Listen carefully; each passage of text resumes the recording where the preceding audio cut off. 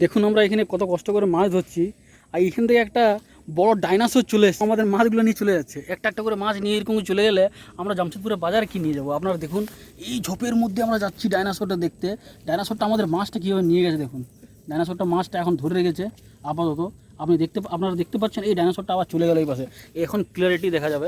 এই দেখুন ডাইনোসরটা কীভাবে মাছটা নিয়ে যাচ্ছে। ডাইনোসরের ছোট ছোট ভাইটা এসছে এখানে, বিশাল বড় একটা ডাইনোসর।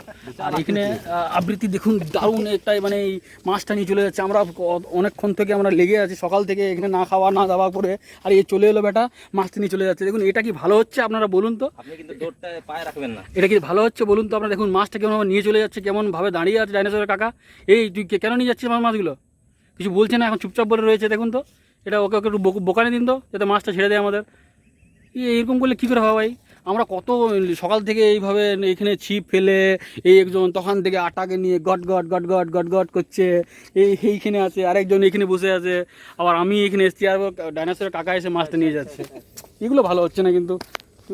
কী করা যায় বলুন তো আপনারা? একটা কথা দেখুন, দেখুন ডাইনোসর কাকাকে দেখুন, কোথায় চলে গেল ডাইনোসর কাকা?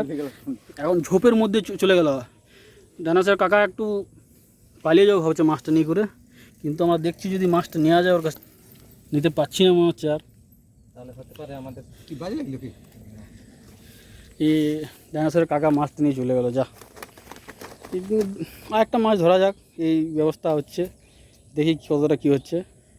এখন এখন আমাদের আবার একটা দেওয়া যাবে। এই দিকের থেকে আমরা এটা দিচ্ছি টগির মধ্যে। এই চলে গেলো দূর আকাশ প্রান্ত, এই সেইখানে পড়ে গেল, ক্রস হয়ে গেল মনে হচ্ছে। একটু দেখছি, ঠিক আছে। বাস ডাইনোসর কাকাকে একটু আপনারা কিছু বলুন আপনাদের